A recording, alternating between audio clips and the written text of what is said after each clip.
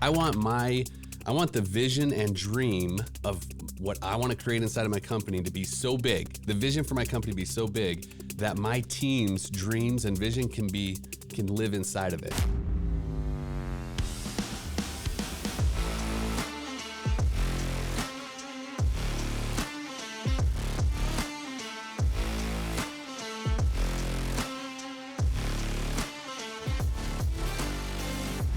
Good morning, everybody. I'm Chris, owner of Swamp Rabbit Moving, and I got my co-host Ray Mack of all trades. Today we got a special guest, Chris Breen, and his wife Amy. How you guys doing? We're good. Fantastic, thanks. Awesome. Yeah. Well, I love admiring you guys from a distance. I feel like y'all are like the most awesome business people I know.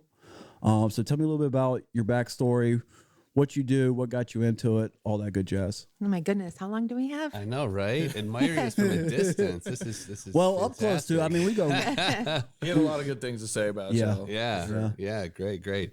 Well, so I mean, we could start all the way back, but I guess let's start from where we are, and we'll see how far back we go. Yep.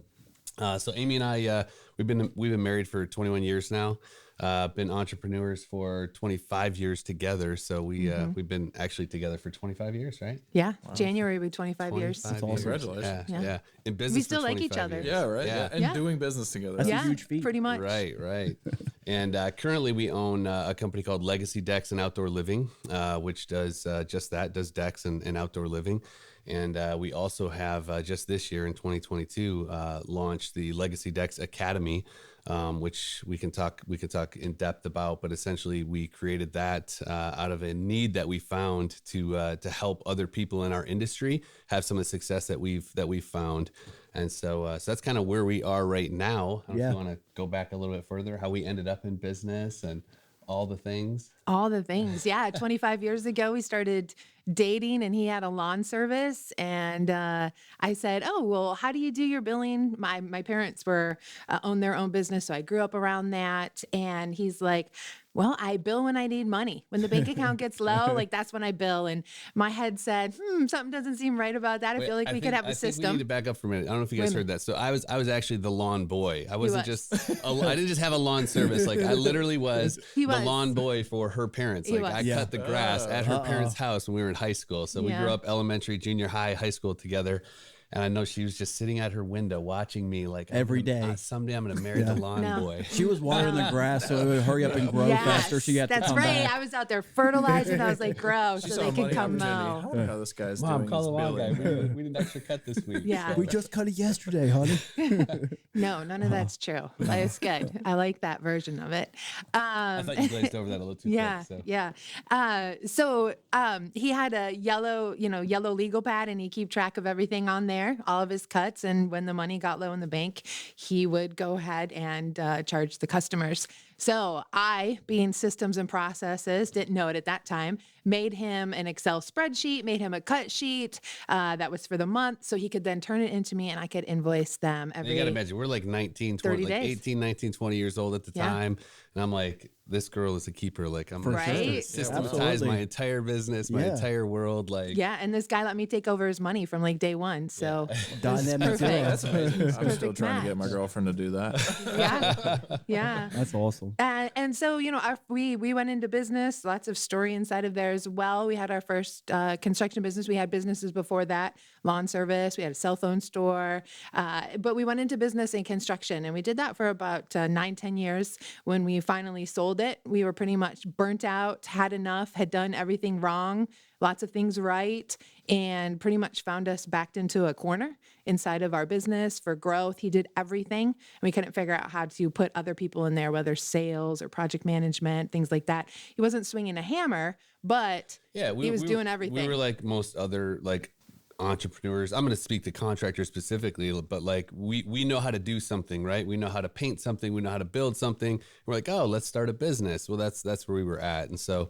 we did that. And all the while for the 9 or 10 years that we owned that company, trying to figure out like, well, how do we become a marketer, and how do we become a head of finance, and how do we handle hiring and recruiting, and like all these things that you get into business and you don't realize like, oh, I'm actually just good at building these things, and now I got to run a business, right? And so we grind it out for 10 years or so, and like she said, did some things good, right? We had we had good reputation in the community. We had really good branding, look good, smell good. We were broke as hell. Like we were just broke, like just trying to figure out how to juggle all the stuff.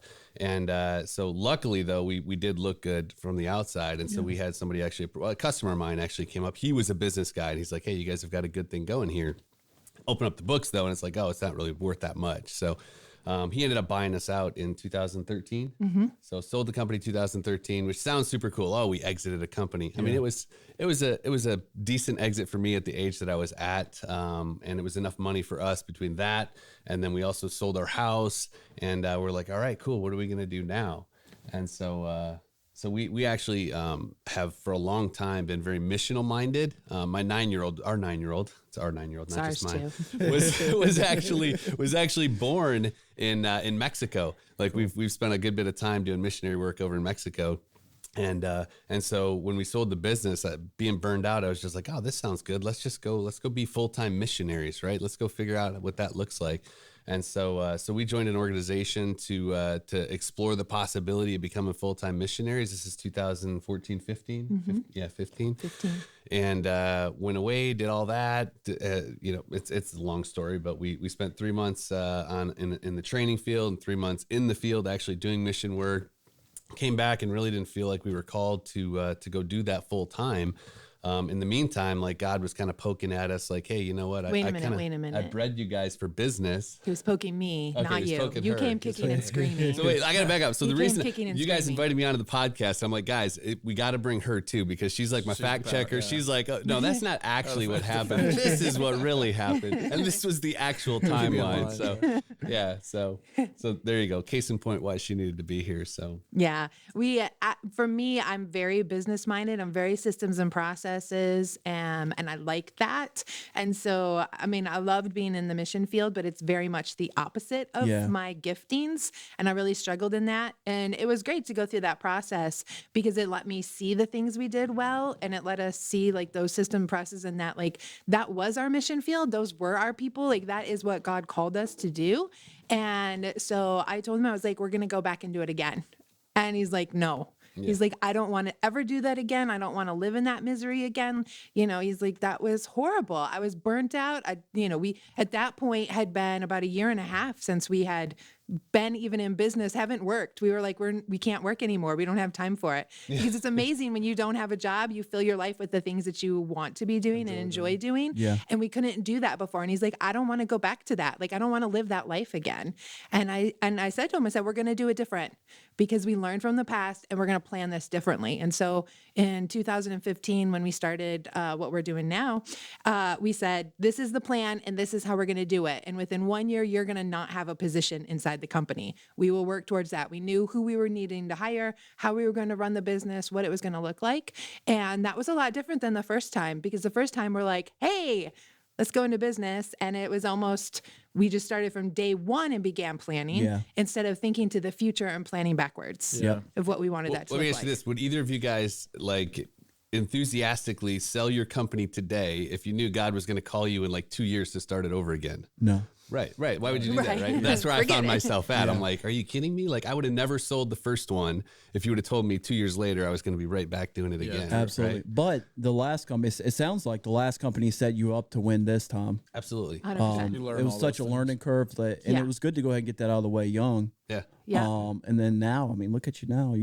Well, y'all go in for quarterly meetings, and that's about it, right? That's awesome.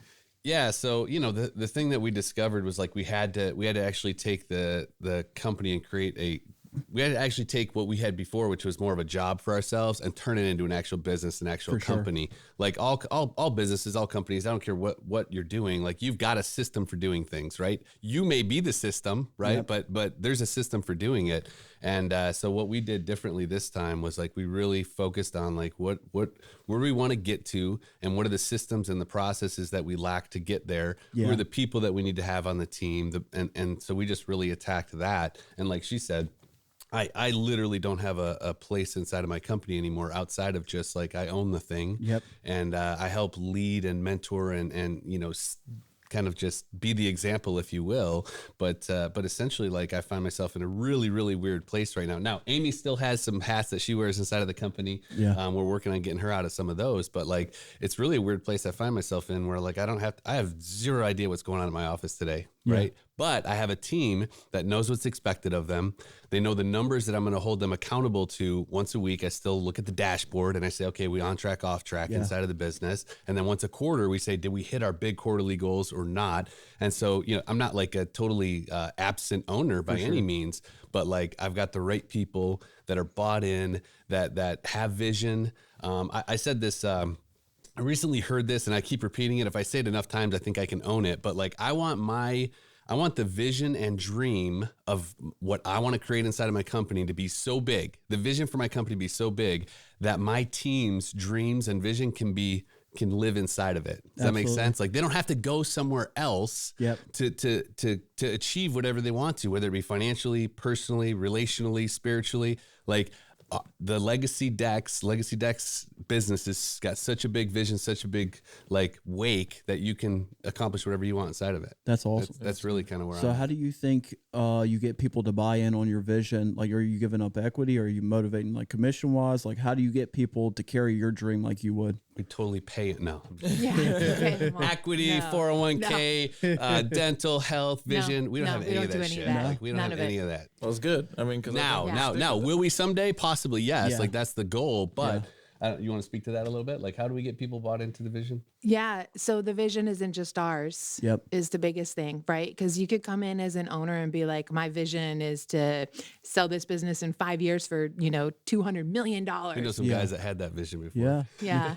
Even on this podcast. Yeah. And people really don't buy into that. That's not a vision that somebody can, catch and grab a hold of and want to be a part of. And so having a vision that people want to be a part of, that's what matters. And so for us, it's impacting and developing others, which sounds so simple, right? You're like, oh, that's like a little cliche line, but it isn't, because it transcends anything. It doesn't have to do with the industry we're in. It doesn't have to do with the product. And we tell our people that, like, it doesn't matter tomorrow if the economy crashed and all of a sudden, like, widgets were the only thing selling. Guess what we're going to go do, guys? We're going to go sell widgets and we're going to do it together. And so they see that possibility that, like, we're a team. We're going to do this together, whatever that looks like. And we're going to impact others. We're going to develop you. They know that we're impacting our customers. So they know that status quo is raising the bar constantly with our customers of what the perceived notion is in construction versus what we're going to deliver on. Awesome. And it gives them a bigger vision. And they're a part of that. They're a part of what we create there. They're a part of what we set for our 1 year, our 3-year goals. They are a part of what we set for the 90 days. So really it's about including them. People ask us, oh, do your people know what your numbers are and like what your profit is and your revenue and all that? And I'm like, heck yeah, they do, because they need to know that. They need to know where we are as a company, like whether it's lean or great, like they need to know that that's a part of them and who they work for. Sure. Especially if they've been with you for a few years. Are you going to go out of business next week? How do they, they want to know exactly. that. They want to know the security. But yeah, also, absolutely. I mean, on the other hand too, like if you're, struggling on the P&L or whatever, they know that they need to lean out some areas. Right. They take ownership They of take it. 100% ownership. I think at the base, like when you look at creating culture and buy-in and vision, it really comes down to starting with the right people, right? Because you can take the wrong person, put them into a healthy vision and culture and all that, and they're not going to buy into it, right? Yeah. And so it really starts with one of the very first things that we do inside of the academy is we help business owners get super clear about what are the values that make them, and they're A players, they're A players. And then we say, okay, these are the people we want to continue to bring into the environment. Because if you have the right people in there, if you're bought into the vision, obviously if you had another Chris, like he'd be bought into that vision, right? Yep. And so it really starts with like getting super clear about what are the values that you want to attract into the business, and then seeking out those people. Because we could say that all day long, like our purpose is to impact and develop people. If you bring somebody into the team that has no desire to impact anyone in their world, like you're gonna exactly. you're gonna spoil that entire culture, right? Yeah. And so it really starts with, and people think like establishing core values and having a purpose statement, all these things are like fluffy business. It literally is like the first thing that you need to do in order to start to attract and convey out to the world like who you are as a company. Because once you put it out there, when we tell our story to people that we're interviewing, there's almost never a time where somebody isn't like excited, like I want to be a part of that. Absolutely. Right. And so I have people all the time that tell us that they're struggling to find good help. Like that's a big thing, especially in the contracting world. Like it's hard. We have a hard time finding good help. Honestly, the first thing I ask people is like, are you clear about who you are as a company? Because if you're not clear about that, it's going to be hard to find the right people. Yeah. And so we don't struggle a lot. Most of the time we don't struggle because we're literally attracting people into our organization. So word gets out. Yeah. So let's backtrack. So in 2015, you came up with this idea to kind of go ahead and do it. So then was it Legacy Decks at that point?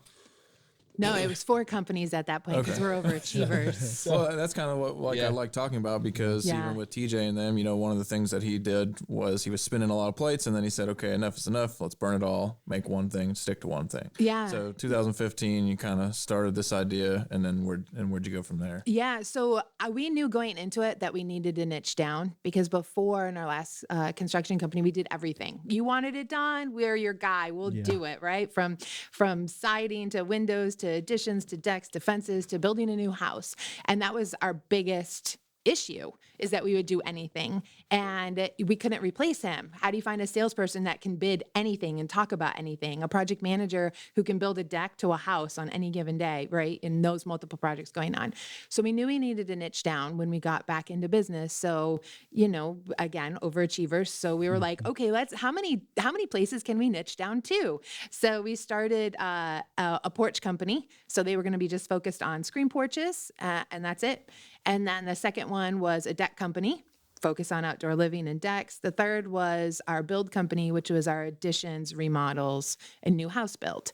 So that way we could kind of niche who, when we hired people, when I hired a salesperson, like you just need to know this and so on and so forth.